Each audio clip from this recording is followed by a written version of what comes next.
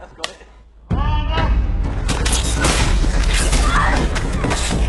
Harry, Ron and Hermione are constantly being chased by snatchers. They're the lowest of the low, really, the people who've been let out of all that wizard prisons, who have now been given responsibility and authority by the people who are now running the ministry. You have nothing to fear if you have nothing to hide.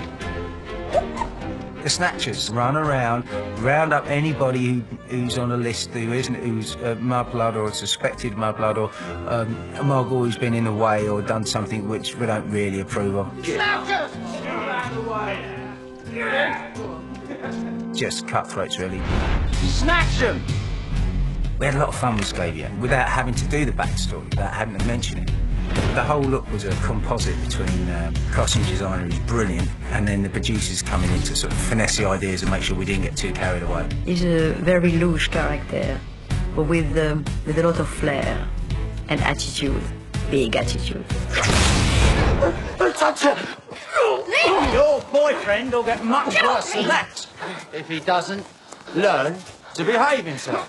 Initially, producers wanted it to be much more like some sort of pikey, sort of crusty soap dodger, and I came up with the idea of it being a bit more Camden rock star. And don't overdo this first one. Good God, I think no. I might be fine.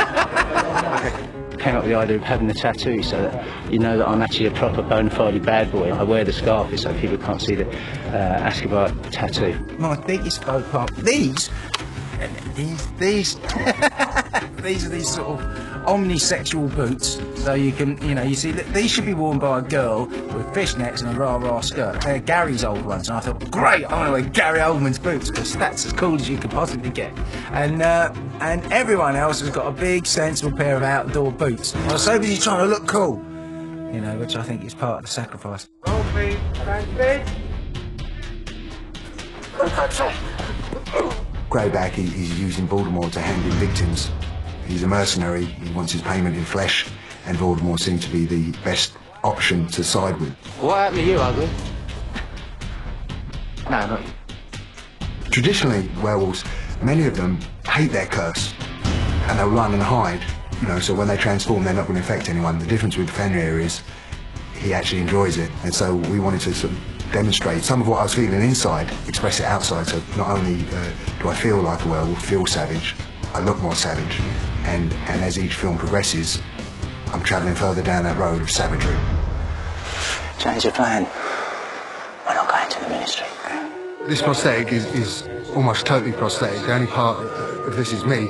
I've got contacts in my eyes, but the prosthetic runs right up underneath my eyelid, and it's just faded off just underneath and above, and also around the mouth it just fades off into the lips. So it's total prosthetic, whereas last year this was all me, but again you couldn't see the drop.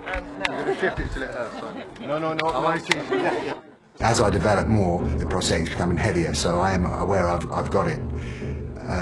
But most of it's internal, the feeling of Greyback, so it's quite easy for me to give off that feeling that there could be violence at any moment. You hear that, ugly? This says you're lying. How come you don't want us to know who you are? It's wrong, I told you I am. When you want something really dirty done, you get really dirty people to do it.